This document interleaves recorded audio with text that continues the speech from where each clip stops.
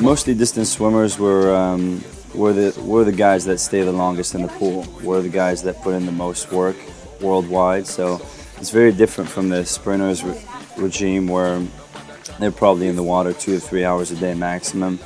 I'm in the water probably 4 hours a day average. It's about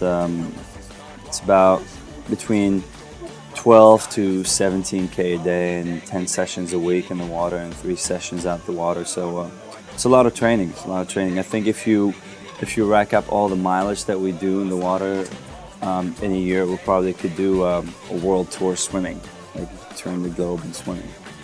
It takes years of experience. I think for an athlete, for an endurance athlete, that's the main key. It's to get your mind and body used to that physical stress. And we put ourselves in different situations of physical stress on a daily basis, so we can taste the pain and we learn to enjoy the pain. In practice, we have a saying that our coach says, "Be comfortable. Try to get comfortable being uncomfortable." So yeah, it's a lot of mental toughness. It's a lot of physical toughness, and it's something that you learn with the years to endure, and that's what differentiates you from the guy who can't push through and the guy who can't hold that stress longer. And that's what gets you on the podium, is just pushing through the pain. For me, my main obstacles were injuries. I think if I look back on my career, I would have one regret, is injuries, and it's out of my control. It's something that happens to a lot of swimmers. The injuries that I have are basically called swimmer syndrome for the shoulders, basically rotator-cuff injury, tendons that are fragile and get torn. I have 2 herniated discs in my back, so injuries were definitely something tough to deal with, especially on a daily basis, because every time I get in the water, I'm reminded that I'm in pain. Not only the physical pain that you have to push through the practices, but you have injury pain that's aching, makes you very uncomfortable, and you can't be 100%. Me and Gamoudi are the only gold medalists. But Gamoudi did it in the 60s, and he was training here in Tunisia. Okay, you can say track and field, you don't need, you can just go out there and run. You don't need facilities. But for swimmers, we need pools. We need 50-meter pools. We need good training facilities. We need weight training room. We need Pilates sessions. We need yoga sessions. We need all those things available to us.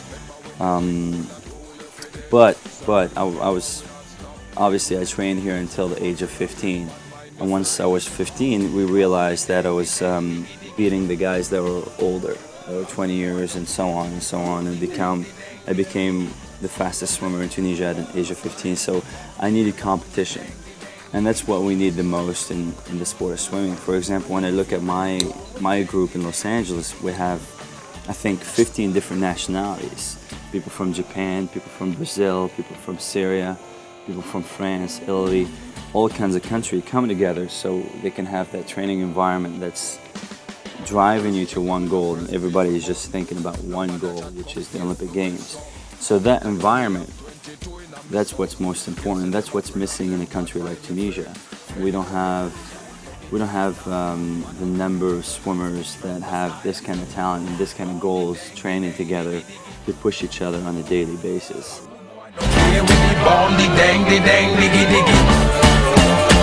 We've done a good job of opening the doors for people to start thinking about the Olympics and start thinking about World Championships and start pushing the bar a little higher.